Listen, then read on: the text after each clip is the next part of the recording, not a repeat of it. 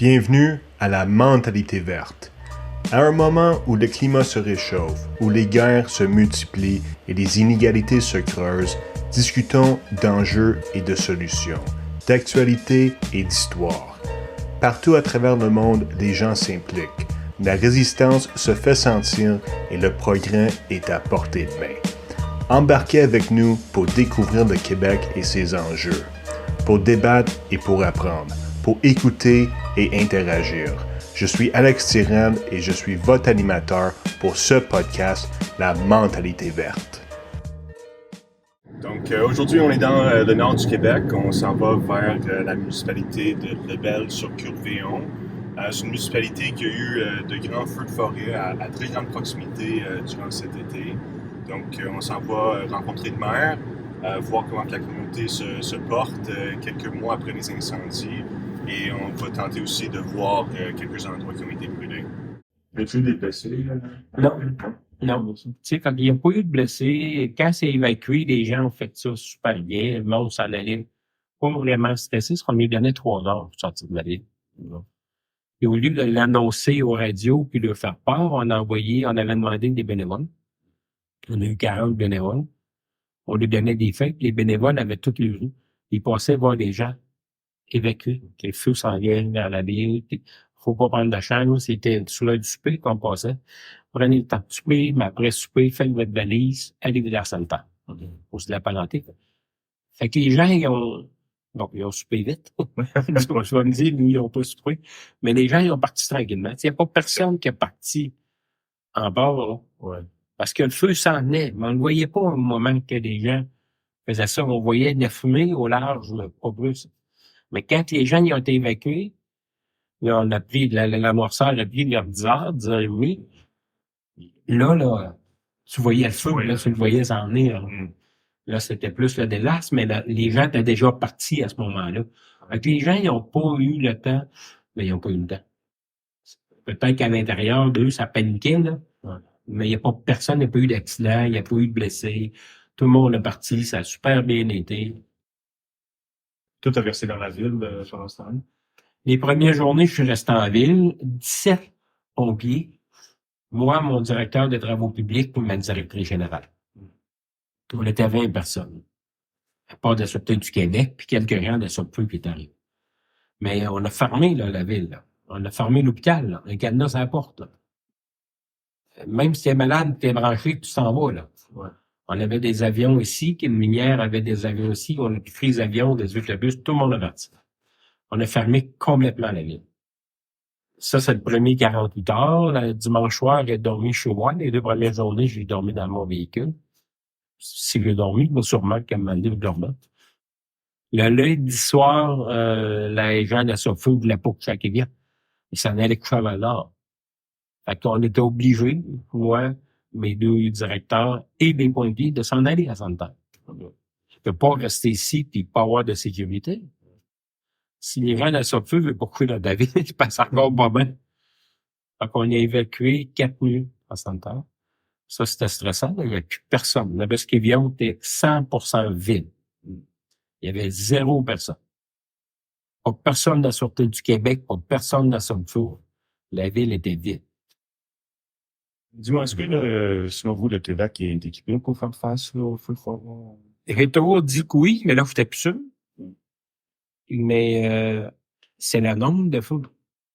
C'est le nombre de feux qui nous a nuit. Est-ce que, tu sais, puis plusieurs me posent la question, puis tu sais, je suis loin d'être un spécialiste des feux de forêt. Mais si on achète demain matin 20 avions de plus puis 20 hélicoptères, on a un feu de même dans 50, 60 ans, nos avions, les hélicoptères sont plus bonnes. Là. Ouais. Est-ce qu'il va y avoir un feu de même l'an prochain? Je peux vous dire tout de suite que non à la bien sûr qu'ils viennent. Parce que les arbres sont brûlés. Les arbres.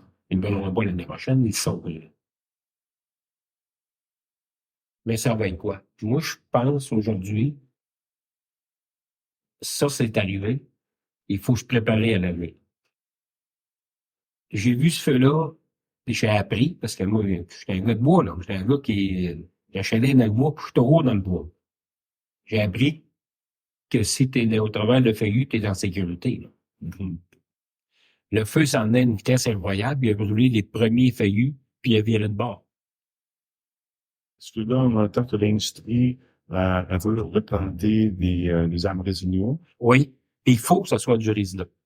Moi aussi, je suis d'accord, ça c'est du résineux. Parce qu'on vit dans des régions forestières. Si on n'a plus de résineux, on crève, là. Et si on n'a plus de résineux, là, notre maison va être faite en quoi? Tu sais, notre maison va être faite en fer, en ciment. Tu sais, pour l'environnement, c'est 3 fois pire, là. Ouais. Nos maisons sont faites avec du bois. Donc, moi, je dis, oui, il faut planter du résineux. On reste dans le résineux. Mais il y a sûrement des façons de faire, puis j'ai dit ça à un chef forestier la semaine passée. Je suis loin de spécialiste. Mais peut-être qu'on pourrait 10 km par 10 km de résineux, un demi-kilomètre de feuillus tout le tour. Pourquoi pas? De cette façon-là, s'il y a un feu de forêt, c'est 10 km par 10 km qui va brûler. Ouais. Parce que le feuillu ne brûle pas. Ça serait mieux que brûler 100 km par 100 km. Il faut protéger nos villes. Fait qu'autour de la ville, il faut que ce soit du feuillu et donc du résineux. Et ça, est-ce que c'est un point qui résonne avec les forestiers ou est-ce que tu as abordé ça? Ben, on n'est pas encore là. Ça va être fait tout dans la période d'hiver, probablement même avant les fêtes. Toutes les discussions sur l'avenir. Mais, tu sais, si toutes les villes sont protégées par du feuillu, la SOMFEU ne va pas s'occuper des feux de forêt. La SOMFEU ne va pas s'occuper du feu de forêt, elle s'occuper des villes. Il fallait qu'elle protège la Besquévion, il fallait qu'elle protège Normétal, il fallait qu'elle protège une mine, il fallait qu'elle protège, tu sais. Fait que le feu de forêt, là, au York, le feu de forêt, on protège les villes. Mais si nous, on s'arrête des routes, tu sais, puis c'est facile à dire aujourd'hui, là. Moi, j'ai su ça au mois de juin que le feuillu brûle la peau, là, je l'ai vu. Si autour de la ville, j'aurais eu un demi-kilomètre de feuillu, j'aurais très bien dormi, probablement, là. Peut-être qu'on aurait évacué quand même pour pas prendre de risque pour les étincelles, peut-être. Mais le feu aurait arrêté au feuillu, il a arrêté. Mais là, c'est ça qu'on a juste 100 pieds de feuillu. Ouais. Fait que ça en aurait eu 1 kilomètre de feuillu ou un demi-kilomètre de feuillu. La ville aurait été protégée. C'était une usine, comme notre usine de porte-papier. S'il y avait du feuillu tout le tour, elle aurait été protégée. À l'été, c'est un côté, il y avait du feuillu. Le feu, il a viré, il a contourné, il est arrivé par l'autre bord. Où il n'y avait pas de feuillu. Fait que ça prend du feuillu pour nous protéger. Mais effectivement, ça donne rien de planter juste du feuillu. Parce que si on plante juste du feuillu, là, c'est le fun, ça brûle pas, là. Mais on n'a plus besoin du nord du Québec et de la Abitibi-Témiscamingue. On a des mines, mais on vit majoritairement de la forêt.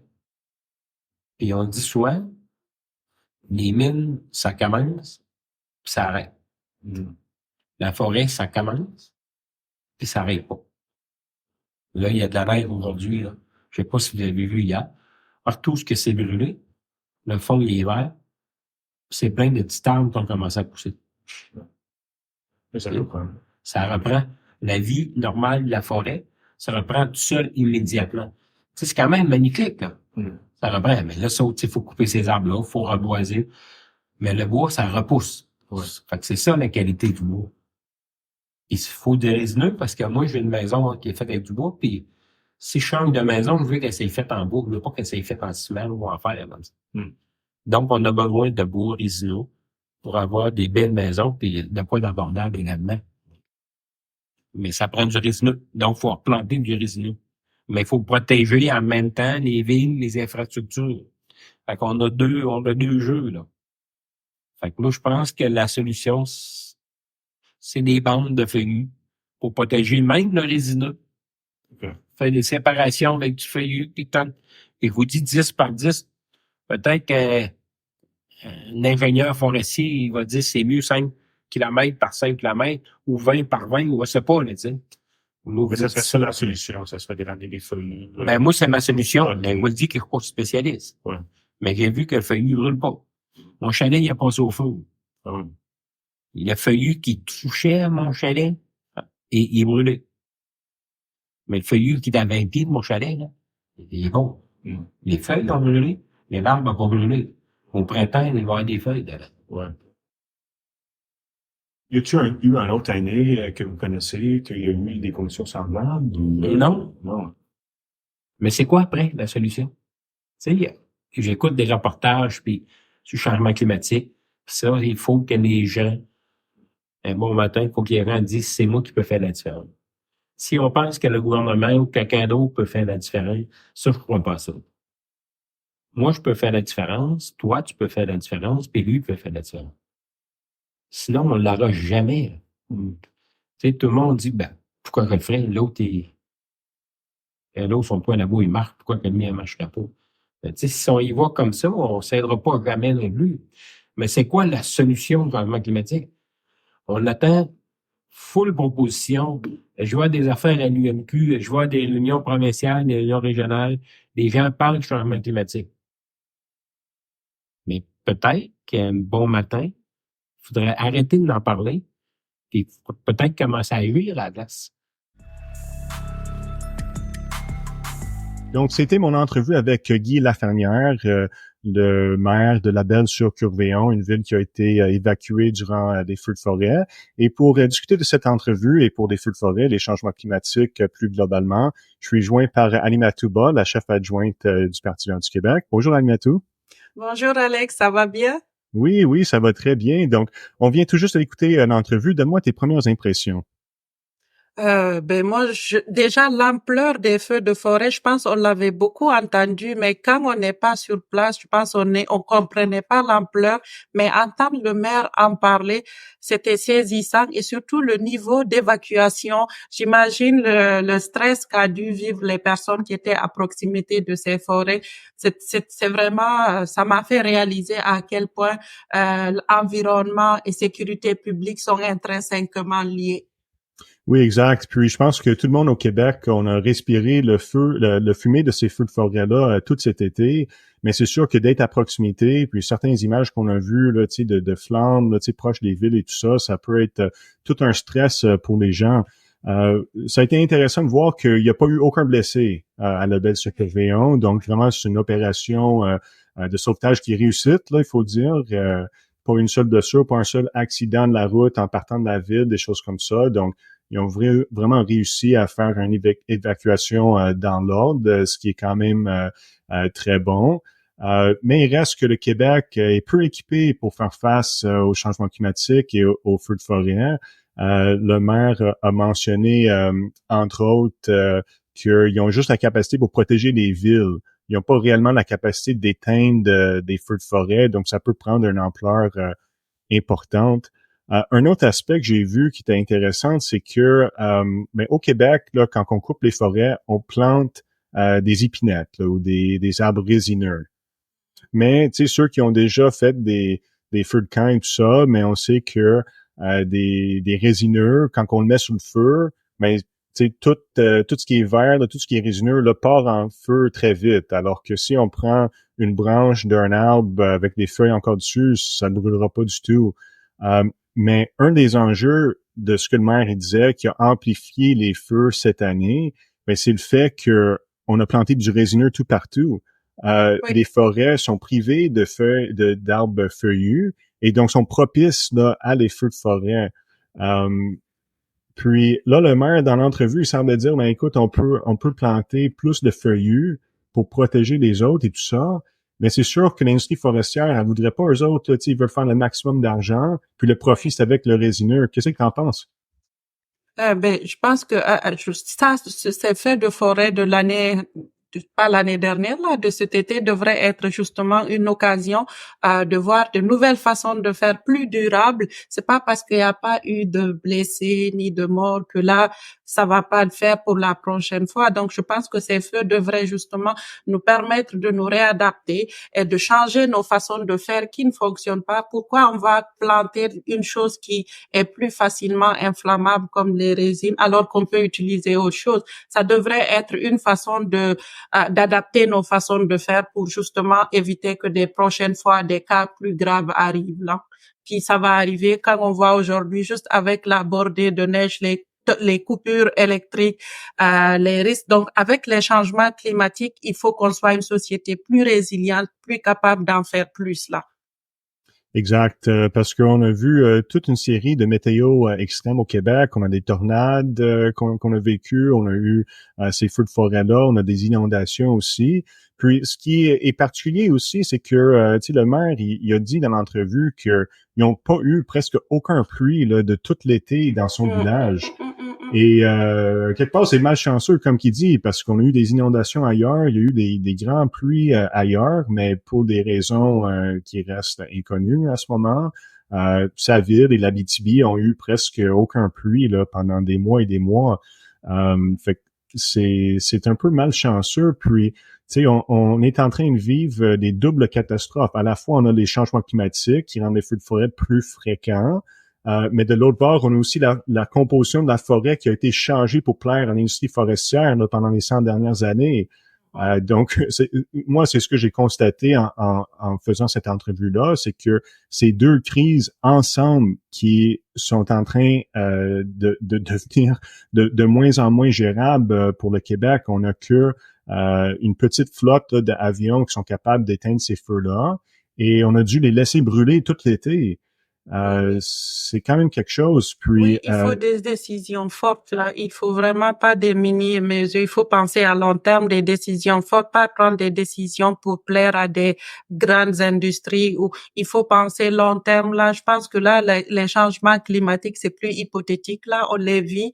C'est le moment de prendre des décisions fortes, pas juste des mesures à la pièce pour faire face à une crise. Il faut penser à des décisions sur le long terme parce que les changements, les crises, on va en vivre là, malheureusement. mais moi, j'espère que l'industrie, ou du moins le gouvernement, qui est normalement le rôle de réglementer l'industrie forestière, là, alors qu'ils le font pas, pas à la hauteur, là, selon moi, dans beaucoup de cas, mais le gouvernement devrait exiger qu'il y ait des feuillus qui sont plantés. Oui. De un, ben, c'est peut être bon pour les feux, mais c'est aussi bon pour la biodiversité. Tous les insectes, tous les animaux qui dépendent de ces arbres-là, de mettre une monoculture d'épinettes, là, ça peut pas être bon pour ça. Donc, on a beaucoup de travail à faire à ce niveau-là et beaucoup de travail à faire pour s'adapter au changement climatique puis à ces problèmes-là. Si on parle de la fumée là, des feux de forêt, moi, je l'ai vécu pour la première fois cette année à cette quantité-là. Mais, dans le fond, je l'avais vécu au Yukon quand je suis allé voir l'Arctique il y a quelques années. Mais la différence avec cette fois-là, c'est qu'on était sur un road trip. Là, donc, quand on avait trop de fumée, mais on mettait nos masques cartouches N95 puis on continuait.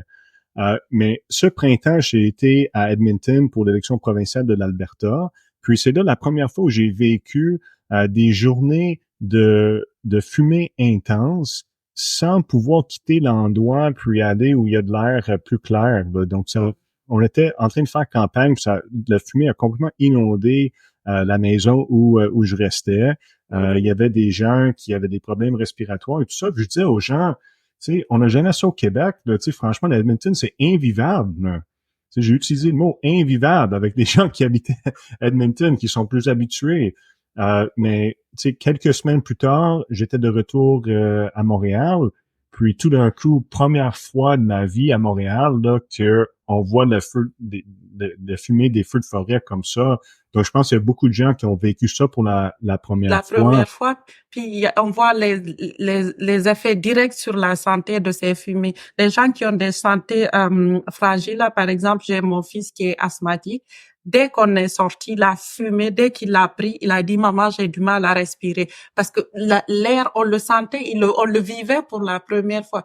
Donc là, c'était saisissant de voir autant de l'impact que ça affecte sur la santé. Puis là, on fallait chercher un masque pour le permettre de respirer. Fait que c'est des choses qu'on n'aurait pas pensé quelques années vivre à Montréal. Là. Et puis le smog s'est même senti ailleurs. Je pense qu'en Europe, en France par exemple, on parlait qu'ils ont ressenti les fumées. C'est fou ce que l'environnement, c'est un tout. Ça affecte ce qui se passe au Québec, affectera d'autres personnes. Là, j'ai vu des images de New York là, complètement inondées de fumée rouge. Là, c'est vraiment quelque chose. Puis, la fumée, là, elle discrimine aussi, hein, parce que c'est des gens qui sont déjà un peu affaiblis au niveau de la santé ou au niveau de l'asthme, qui sont affectés davantage. Là, fait que ça peut être quelque chose qui est est injuste pour ces personnes-là. Tu sais, Ouais. il y a beaucoup de gens aussi, je pense, qui sont en santé, qui se disent, moi, j'ai sorti dans la fumée quelques jours cet été, et puis ça m'a pas tué. Mais d'accord, mais il n'y a pas personne qui peut respirer cet air-là sans aucune conséquence parce qu'elle est nocive pour la santé. Et une chose qui m'a marqué aussi, c'est que pendant qu'on a eu ces feux-là, le gouvernement du Québec là, et le département de santé publique disait aux gens, écoute, si vous êtes affaiblis, là, allez pas dehors. Mais pour les gens en santé, ils ne parlaient pas de filtration, ne parlaient pas de masque N95. Finalement, on ne voulait pas faire peur aux gens. Alors que si tu regardais les recommandations de la santé publique fédérale, mais eux autres, ils parlaient de purificateurs d'air, de masque N95. Fait qu'on dirait qu'au Québec, là, il y a comme un déni dans le monde de santé publique, un déni, ils osent pas reconnaître l'impact que cette fumée-là a sur des gens en santé. Ben, en fait, c'est comme les personnes qui ont c'est comme que les personnes bien portantes. C'est pas parce que moi, la fumée ne m'a pas affecté qu'une autre personne, ça l'affecte pas. Je pense qu'il faut des politiques publiques, justement, intersectionnelles qui vont prendre en compte tout le monde, que des feux, ça affecte pas tout le monde pareil. Des gens qui sont déjà vulnérables, qui ont des santé fragiles, ça devrait être des politiques, justement, qui respectent toute cette diversité de personnes là, parce que les citoyens, il n'y a pas de citoyens de seconde zone. On devrait avoir des politiques publiques, des décisions qui pensent à tout le monde là. Oui, comme avoir des purificateurs d'air là, faciles d'accès à faible coût. Moi j'en ai acheté là, c'était au-dessus de 300$ pour un seul purificateur d'air là, avec l'inflation là, quand tu dois faire le choix entre acheter à manger ou un purificateur d'air, je pense que c'est vite fait là. Ouais, quand tu dois travailler 30 heures au salaire minimum pour un purificateur d'air, là, c'est parce qu'il y a un problème. C'est sûr. Mais okay, comment ça a été? C'était bien la route, les images qu'on voyait sur l'entrevue. C'était quoi ta vision là? Je sais que c'est l'hiver là, mais c'est quoi l'ampleur de ça, le voir en personne? Pour moi, c'était très intéressant ce voyage-là. J'ai monté à partir de Montréal en voiture jusqu'à Lebel-sur-Courville-11, qui est à peu près 8-9 heures de route. Puis par la suite, j'ai monté jusqu'à Chisasipi, une communauté Cri dans la baie James. Dans le fond, c'est la fin de la route. Après ça, c'est juste les communautés qui sont accessibles par vol. Donc, je sais ça, j'ai rencontré plusieurs membres de la communauté là-bas, incluant la chef du conseil de bande. Mais ça va être pour une prochaine épisode qu'on va discuter de ça. Entre autres, j'ai aussi, ça me donne la chance de faire le primeur là, pour les prochains épisodes pendant qu'on est ici. Mais j'ai aussi arrêté sur le chemin du retour à Rouyn-Noranda pour discuter avec quelqu'un qui est affecté par la pollution à cause de la fonderie Horn. Donc, ce dossier-là, ce qui arrive, c'est que la fonderie, qui est établie depuis plus que 100 ans, reçoit des électroniques usagées, puis là, ils font fondre pour extraire des métals. Mais le problème, c'est qu'ils sont pas en mesure de capter toutes les émissions de ça. Et donc, pour un rayon de 150 km autour de l'usine, le taux d'arsenic est plus élevé. Puis, malheureusement, l'usine est en plein milieu de la ville de Rouyn-Noranda. Donc, il y a des gens qui vont devoir y déménager. Il y a des poussières contaminées à l'arsenic qui se promènent un peu partout dans la ville. Puis encore une fois, dans ce dossier-là, la santé publique qui a tenté de rassurer des gens en cachant de l'information sur les statistiques reliées à ça. Donc, un dossier quand même très préoccupant qui est loin d'être réglé. Mais j'ai eu la chance de m'asseoir avec quelqu'un qui vit dans la zone contaminée pour discuter avec lui de c'est quoi vivre dans une zone contaminée au Québec. Oh, on a hâte de voir ça, c'est intéressant. Oui, merci beaucoup. Donc, écoute, merci beaucoup, Ali Matou, pour ta présence sur cette émission. On va continuer de discuter de grands enjeux d'importance pour le Québec dans ce tout nouveau podcast. Je vous invite à vous abonner à nous sur les réseaux sociaux, sur YouTube et sur les plateformes de podcast. À la prochaine. À la prochaine, merci. Donc, ça conclut le premier épisode de notre nouveau podcast, La mentalité verte. C'est un plaisir de pouvoir discuter avec le maire Lafernière, de pouvoir apprendre un peu là, sur la réalité des communautés rurales du Québec qui font face à des enjeux de changement climatique, de feux de forêt et de toutes sortes de dangers. C'est aussi un plaisir de pouvoir discuter avec Ali Matouba de cette nouvelle réalité qu'on a au Québec. Dans les prochaines semaines, on va avoir beaucoup de contenu très intéressant sur cette chaîne-ci, beaucoup d'entrevues, des débats, toutes sortes d'affaires. Donc, je vous invite à vous abonner à notre chaîne YouTube ou bien de suivre notre podcast audio sur à peu près toutes les tribunes. C'est un plaisir pour moi de pouvoir échanger avec vous, donc n'hésitez pas d'écrire des commentaires, des suggestions. On va lire tous les commentaires qui sont écrits. Donc, merci encore, puis on se voit dans le prochain épisode.